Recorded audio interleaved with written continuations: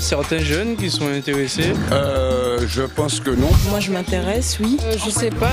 J'imagine, j'espère pour eux. Les jeunes, je sais pas, mais moi oui. Je dirais plutôt non. Non, ils ne sont pas intéressés, ça leur intéresse de moins en moins. Peut-être que certains jeunes. Oui, non. Ils s'y intéressent pas. Si, pourquoi pas. Moi, c'est pas trop fan, moi.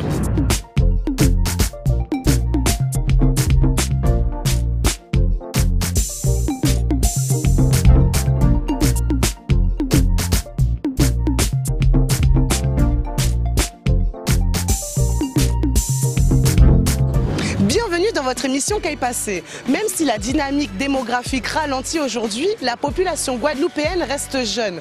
Environ 30% de notre population a moins de 30 ans, contre à peine 25% dans l'Hexagone. Ces chiffres peuvent expliquer en partie la place réservée à la jeunesse dans les débats, mais aussi dans les campagnes politiques lors des dernières élections régionales. Mais alors, selon vous, est-ce que les jeunes guadeloupéens s'intéressent à la politique? Qu'est passé en pays Guadeloupe? Nous qu'à autres. Vous pensez que les jeunes en Guadeloupe sont intéressés par la politique? Question difficile. La question posée là à un jeune. Il y a un jeune là. Je ne pense pas. Franchement, j'ai aucune idée. Ça dépend. Eh bien, je vous dirais non. Attendez, on va pas vous entendre. Faut qu'il démarre. Non, les jeunes ne sont pas impliqués. Il n'y a pas beaucoup de jeunes qui s'y intéressent. Oui, une partie, oui. Un peu. On va dire. C'est plus ça, oui. Certains oui. Il y en a aussi qui s'en fichent un petit peu. Ou pas du tout. Mais est-ce que vous m'avez demandé, est-ce que ça m'intéresse de répondre à votre micro? Alors vous voulez bien répondre au micro-trottoir? Enfin, qu'est-ce que je peux ajouter à tout ça? Eh bien écoutez, moi-même personnellement, je pourrais pas trop m'exprimer sur le sujet, je ne m'intéresse pas vraiment à la politique.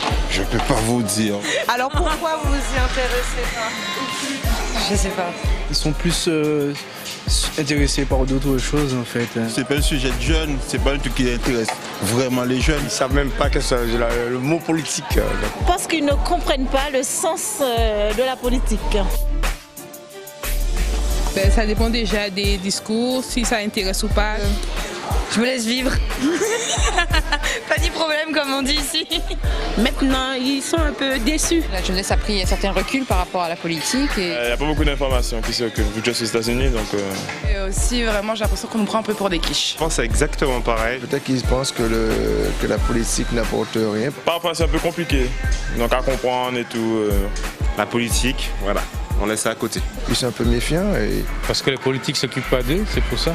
Je pense que pour la plupart des jeunes, la politique, c'est quelque chose qui n'est pas forcément concret, parce que ce ne sont que des scènes de théâtre entre deux partis qui finalement mangent à table le midi. Il y a même parmi les anciens qui s'en foutent aussi des politiciens parce qu'ils ne sont pas sérieux. Ils disent tous la même chose, donc après ça c'est toujours les mêmes choses qu'ils répètent. Je pense qu'on ne nous inclut pas assez dans la vie politique. Ils ont du mal à s'y retrouver. Dès le système scolaire, il faudrait intégrer la politique dans l'éducation des jeunes. Mais c'est par les réseaux sociaux aussi qu'on peut les sensibiliser. Parce que c'est intéressant, j'imagine. Mais enfin, j'imagine pas, c'est intéressant. Parce que ça peut nous ouvrir vachement de portes. La majorité des jeunes se sont rendus compte que mine de rien, la politique, c'est quand même ce qui permet de mener en fait la vie de tous les jours, le quotidien. La politique, c'est le fondement de notre société. Parce qu'il faut savoir ce qui se passe en Guadeloupe quand même. Par rapport aux dernières élections régionales, je vais dire que oui, parce qu'il y a quand même plusieurs comités de soutien qui ont été créés avec des jeunes. Il y avait des associations comme la Frappe jeune, tout ça. Donc ça prouve bien qu'il y a un engouement. Tout bénéf pour nous de s'y intéresser en tant que jeunes et surtout de prendre le relais par la suite. Ils savent bien que c'est l'avenir du pays, c'est eux. Hein. Malgré cette croyance du désintérêt des jeunes guadeloupéens dans la politique, bon nombre d'entre eux s'engagent et d'autres ont même des postes à responsabilité, à l'exemple de notre experte Dina Perran, 4e vice-présidente à la région Guadeloupe. Accueillons-la sans plus attendre. Bonjour. Bonjour Maïté. Alors est-ce que vous pouvez nous aider à comprendre en fait cette idée qui veut que les jeunes en Guadeloupe ne s'investissent pas en politique, limite ne s'y intéressent pas? Est-ce réellement vrai? Moi très honnêtement, je pense que cette affirmation On pourrait la nuancer. Très bien. Parce que les jeunes s'intéressent à la politique. Alors les dernières élections régionales en sont la preuve. Oui. Les jeunes nous ont vraiment accompagnés tout le long de cette pré-campagne et campagne. Et vraiment, ils nous ont fait plaisir. Ils ont pris les choses en main. Très actifs alors. Très actifs. Ils ont monté un groupe qui s'appelle Acteurs du Changement.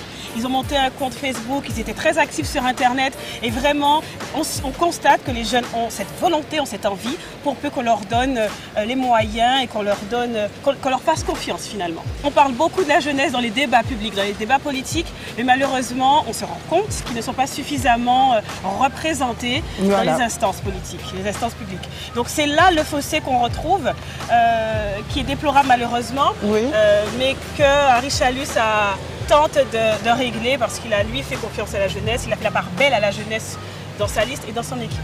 Alors oui, il y a tout de même des jeunes qui s'investissent, des jeunes comme vous justement. Alors est-ce que vous pouvez un peu nous parler de votre expérience en politique ? Ma vie politique a commencé en 2008, lors des élections municipales à Sainte-Anne. Donc je revenais fraîchement de mes études dans le sud de la France et en Europe. Et donc je suis revenue avec plein d'idées de développement pour mon pays et notamment pour ma ville. Donc je me suis dit que je ne pouvais pas rester attentiste, observatrice. Il fallait que je m'engage, il fallait que je passe passer mes idées.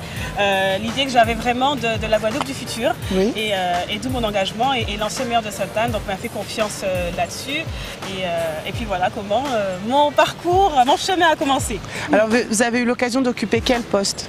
Alors lorsque j'étais, nous étions de la majorité à Sainte-Anne, donc j'étais responsable de la coopération et des relations internationales, donc c'est le thème de mes études.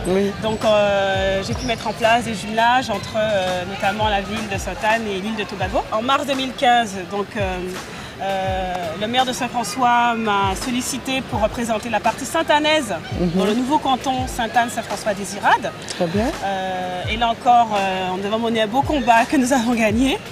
Et aux élections régionales, là, Henri Chalus m'a fait confiance, m'a sollicité pour être sur sa liste et voilà. Et alors, quelle est votre mission aujourd'hui? Aujourd'hui, je suis 4e vice-présidente du conseil régional. Qu'est-ce qu'il nous resterait à faire pour que les jeunes s'investissent réellement en politique, qu'ils soient entendus ici en Guadeloupe?